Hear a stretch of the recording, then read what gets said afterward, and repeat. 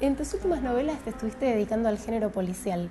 ¿Crees que como género, por la temática de denuncia, de corrupción y demás, es un género literario que te permite hacer denuncia, Parece justamente? que la ficción no cumple una función de denuncia, eso pertenece más al campo del periodismo, si queremos hablar de algún género escrito que tenga que ver con la denuncia. La ficción lo único que hace es retratar una época, su tiempo. Y cuando uno hace policial, indudablemente empieza hablando de un crimen y termina hablando de una sociedad.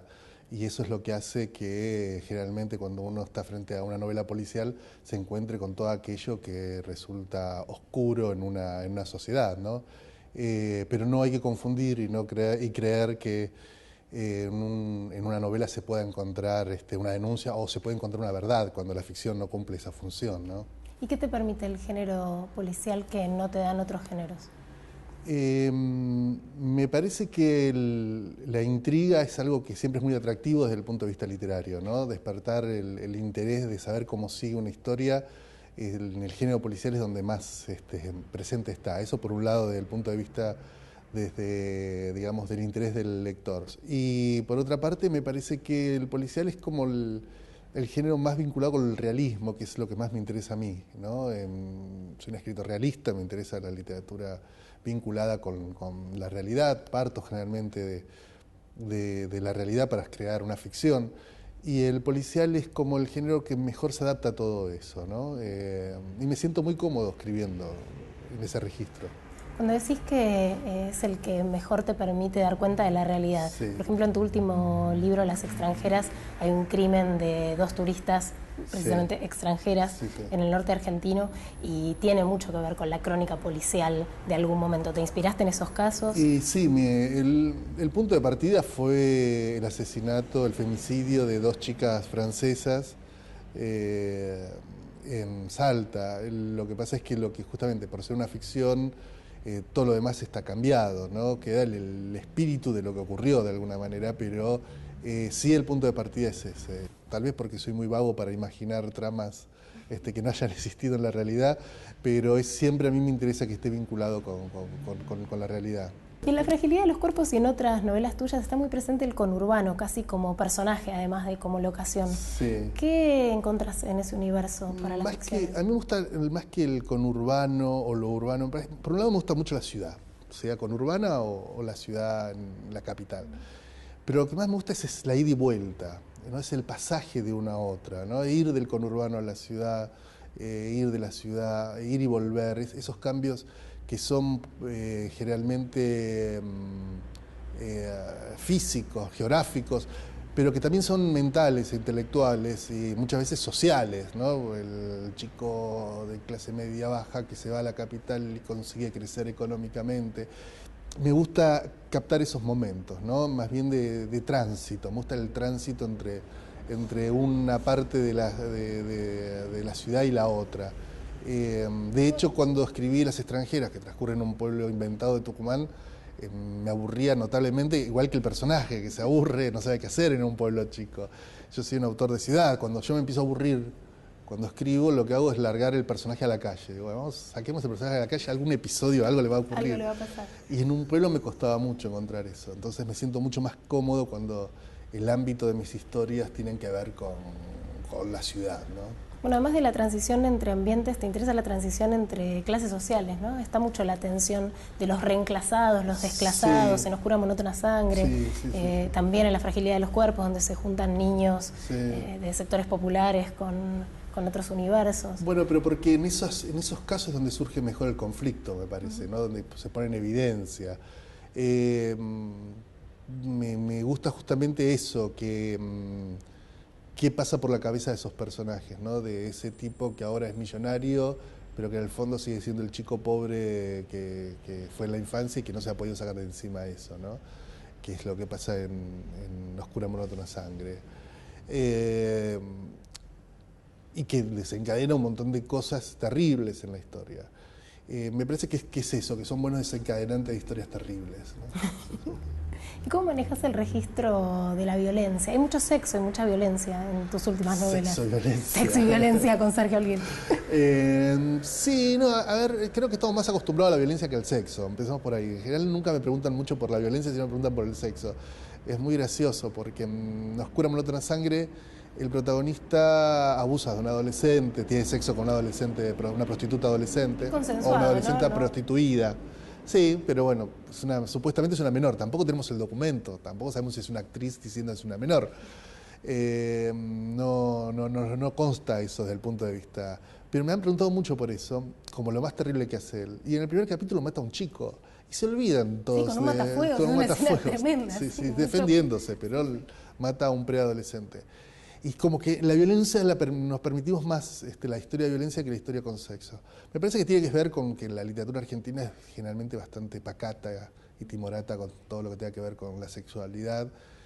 Y a mí me parece que los personajes se reconocen mucho más, uno los descubre mucho más en esas escenas donde están, digamos, donde están desnudos, se puede decir.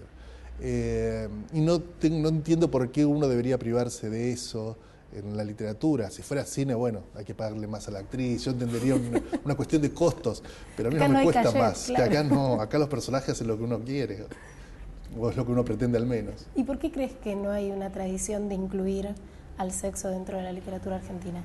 Bueno, por ahí podríamos hacer un estudio sociológico, tal vez tenga que ver con nuestro pasado católico, que siempre fuimos una sociedad muy, en ese sentido, bastante pacata, ¿no? Pero la literatura argentina es como que le ha tenido cierta desconfianza a todo lo que tenga que ver con la sexualidad. Si fuera de los escritores malditos, que se llama Lamborghini, que ponían en escena un sexo muy brutal. Claro, pero justamente era casi, por un lado eran malditos, por otro lado lo hacían como provocación. No había una cuestión natural de incluirlo, ¿no? De que su aparición sea parte de la trama. En mi caso no es una provocación, es una necesidad de la historia, tanto como narrar la muerte de un personaje o contar la infancia de uno de esos personajes. Está a la misma altura y el mismo interés. Es cierto que un escritor siempre anda con más cuidado en ese tipo de escenas, ¿no?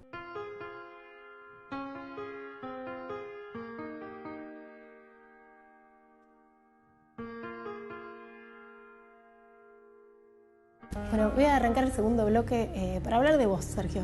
Bueno. ¿Cuándo apareció la literatura en tu vida? La literatura. ¿Cuándo tuviste el primer impulso de ser escritor, tal vez? No, el primer impulso, que fue un impulso breve, por suerte, cuando era chico, a los 10, 11 años, intenté escribir una novela. Muy tempranamente. Sí, un caso curioso. Yo había perdido 1 o 2 años antes un perro en la perrera, no perdido, le había matado a la perrera, porque era un perro muy salvaje. En Lanús a los perros salvajes los llevaba a la perrera en otras épocas. Y se me dio por escribir una novela que tuviera de protagonista la historia de este perro. Y yo había leído Platero y yo, y era un plagio a Platero y yo, solo que en vez de ser Platero y yo era Lobo y yo, porque se llamaba Lobo Gran Amigo la novela. Y empezaba con un plagio absoluto de Platero y yo, entonces la descripción era la de un burro, no era la de un perro. Por suerte abandoné ese intento. Y después ya en la adolescencia, a los 15 años, empecé a escribir algunas cosas, algunos cuentos. Y a los 16 tuve la suerte de escribir un cuento, mandarlo a una revista y ganar un concurso de cuentos en la revista chiquita. Humor y Juegos, que era un desprendimiento de la revista Humor, que después se llamó Juegos para Gente de Mente, y que lo coordinaba Gloria Pampillo. Ese concurso de cuentos lo gané, me gané 10 libros del Centro Editor.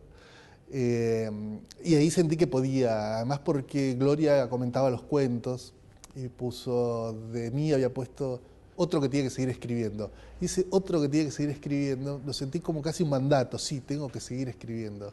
Y a partir de ahí empecé a escribir ya de manera más habitual y empecé a escribir una novela que terminé, una novela de 350 páginas que nunca publiqué, que empecé a escribirla en diciembre de 83, era el comienzo de la democracia, yo quería hacer algo que tuviera que ver con la nueva vida, claro. ¿Viste? Entonces empecé una novela que terminé 3 años más tarde, que transcurría en el cierre, entre abril y octubre del 83, la historia principal, y otra en los 60 y 70, que tenía que ver con la realidad argentina de esos años, y qué sé ¿Y qué yo. fue esa novela? Esa novela se perdió, la llevé, me acuerdo en su momento, a Ediciones de la Flor, que el lector era Daniel Link, y Daniel me traspapeló la segunda parte de la novela, o sea, solo leyó la primera mitad, ya suficiente para que a él le pareció que era impublicable, y nunca más la llevé a ningún lado y quedó en el olvido durante muchos, muchos años. De hecho sigue en el olvido, pero dejé de escribir novelas hasta el 2001 que escribí Lanús. Así que si la terminé en el 89, pasé 12 años sin escribir novelas, escribí cuentos a lo largo de esos años. Bueno, te dedicaste también al periodismo. Sí, casi son actividades paralelas porque yo empecé el periodismo muy temprano también, empecé en el 84, era muy chico. Entonces siempre las dos cosas fueron juntas, el periodismo y la literatura. Y a partir de los 90 empecé a dedicarme más al periodismo cultural, ¿no? Que es como la rama más boba del periodismo, la menos jugada. La que más nos gusta. Sí, qué sé yo, la más fácil. Y ahí empecé a vincularme más con el mundo literario, ¿no? Con el mundo de la literatura. Bueno, ahora vos sos el jefe de redacción de la revista La Mujer de mi Vida, Sí. Pero también fundaste B de Bian, que fue como una Claro. revista que marcó todo un camino para las revistas culturales. Sí, a mí siempre me gustaron las revistas culturales, las revistas independientes, la autogestión. En los 90 eso era bastante fácil, al comienzo de los 90 hacer, había circuitos de distribución más acotados que te permitía vender bien las revistas. Y B de Bian sobrevivió casi 10 años sin ningún tipo de apoyo estatal, con muy poca publicidad y con un gran esfuerzo de lo que hacíamos en la revista, que no ganábamos plata, pero fue muy educativo para mí hacer B de Bian, ¿no? Y B de Bian se llamaba así en homenaje a Boris Vian. Sí, al escritor francés Boris Vian, que tenía un poema que hacía referencia a que él quería que algún día los franceses dijeran con B de Bian, con la manera que decimos con P de perro, ¿no? Sí. ¿Y sigue siendo un autor que tengas como referente? ¿Fue uno de los primeros autores que te maravilló? A ver, es como esos tíos que uno quiere, o si lo querés como una especie de sol de invierno, ¿no? Que te ilumina pero ya no te calienta mucho. Entonces, Boris Vian es un autor que yo quiero, que aprecio, no lo releo habitualmente, no es un autor que relea o me interese volver mucho ahora, probablemente vuelva en algún momento. Pero sí, digamos, el espíritu vianístico, esa cosa de un escritor que no se ataba a nada, me sigue resultando muy, muy atractiva, ¿no? Un escritor que se dedicaba justamente incluía el sexo en sus novelas de manera muy natural, o escribía novela negra, que no se ataba a definirse como escritor, porque a su vez era músico, era cantante, compositor, ingeniero, un millón de cosas era Boris Vian. Vos también te dedicás a la literatura infantil y juvenil. Exacto. Y tenés algunos libros, por ejemplo, El equipo de los sueños, que forman parte de la lectura obligatoria a las escuelas. No sé si obligatoria, pero sí se lee bastante en las escuelas. Se lee bastante en las escuelas. ¿Qué opinas del rol de la escuela en relación a la difusión de la literatura? Que ha mejorado notablemente, ¿no? Cuando yo era adolescente nos daban textos, obras maestras ilegibles, qué sé yo, que te den un fragmento del Quijote a los 15 años es una locura, es contraproducente, te espanta, no genera lectores. Me parece que la literatura juvenil, que es algo que empezó a surgir en los últimos 20 años, que se empezó a aplicar en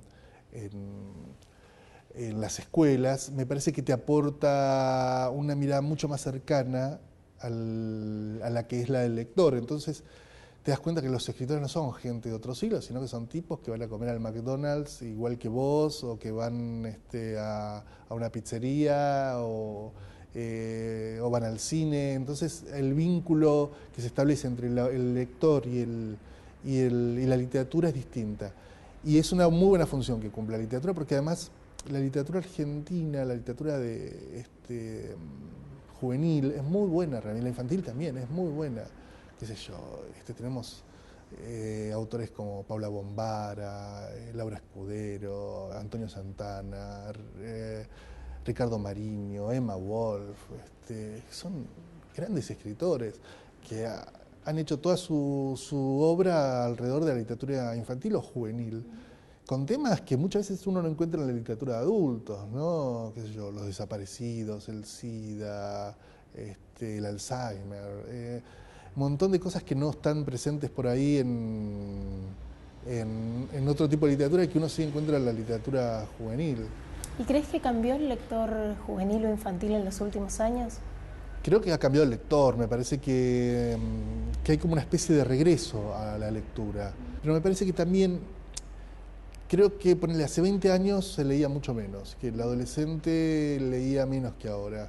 Me parece que hoy es muy común encontrar un chico de 10, 11 años que lee un libro de 500 páginas y que es un lector ya ganado para la literatura, que ahora lee o Harry Potter o Bajo la misma estrella o cualquiera de esas novelas, o Los Juegos del Hambre o lo que sea, pero que tarde o temprano van a pasar o van a buscar otro tipo de literatura, me parece. ¿Y qué opinas de las nuevas tecnologías y de la circulación de libros digitales, copias gratuitas en Internet?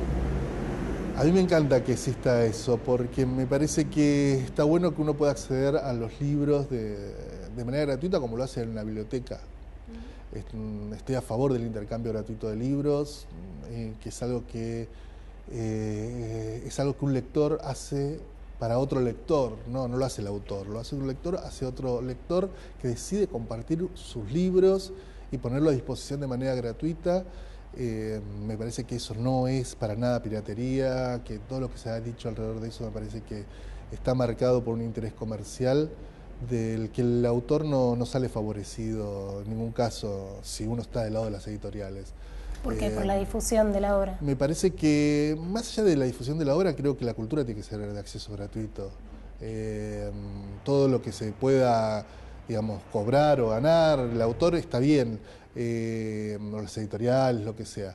Ahora, si hay que cambiar el sistema de producción cultural, será un proceso que habrá que seguir. Me parece que esa función no la cumplen hoy las editoriales, que quitan libros de circulación, sino los lectores agradecidos que vuelven a poner en circulación libros, que algunos pueden ser el último libro de Harry Potter, pero también puede ser una novela olvidada de los años 40, 50, que ya a ninguna editorial le interesa y que ese lector ha decidido rescatar, y que probablemente sea esa copia digital la que permita la supervivencia de ese libro. Así que en la discusión entre la copia gratuita y las editoriales, yo tengo muy claro que estoy a favor de la copia gratuita.